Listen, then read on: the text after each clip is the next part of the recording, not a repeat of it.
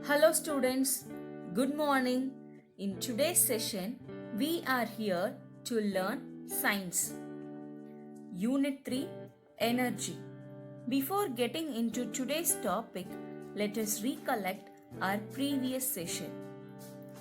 In our previous session, we saw about electrical energy. The movement of electrons in the object is called electrical energy. Then we saw some uses of electrical energy. After that, we have learned what are elements and compounds. When the molecules contain only one kind of atom is called elements, and when the molecules contain two or more different kinds of atoms is called compounds. After that, we have learned about chemical energy. Chemical energy is stored inside a substance or object. When the chemical reaction takes place, chemical energy is released. And finally, we learned some uses of chemical energy.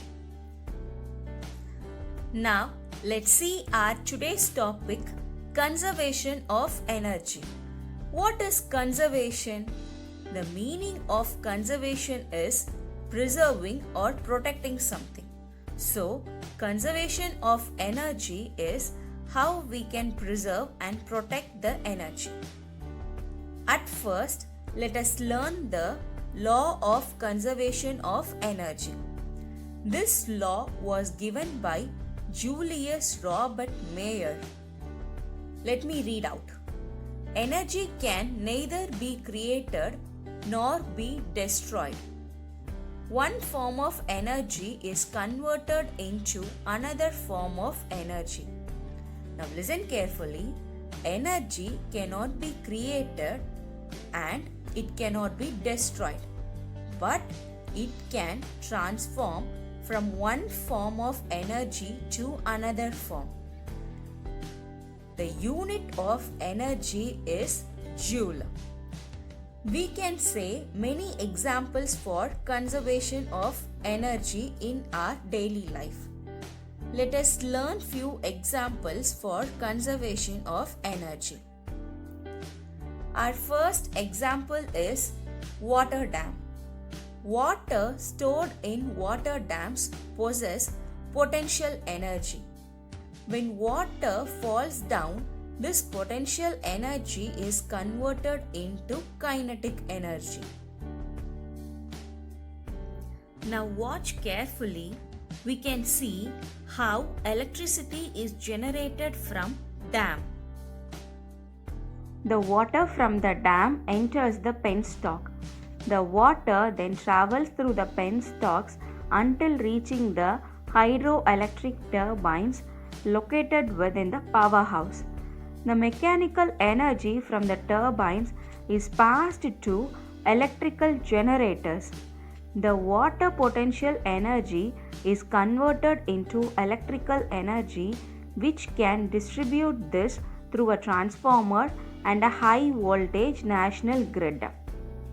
Therefore, kinetic energy of water rotates the turbines and electrical energy is generated. This is the picture of turbine and this one is the picture of generator. Therefore, the kinetic energy of water in the dam rotates the turbine and electricity is generated. Our next example is electrical appliances. Electric energy is used in many domestic appliances such as electric stove, iron box, fan, television, and so on. Electric energy flows into the coil in the devices. As current flows into the coil, it heats up the coil. With the help of this heat energy, we do many useful works. Electrical energy is converted into heat energy in iron box. Electrical energy is converted into mechanical energy in fan light energy in bulb, and sound energy in computer. So these are about the electrical appliances. Our next example is driving a car. We use fuel in the form of petrol or diesel or gas to run vehicles. When this fuel burns into the engine, chemical energy is converted into heat energy. This is the picture of piston. This piston, it is a component of reciprocating engines.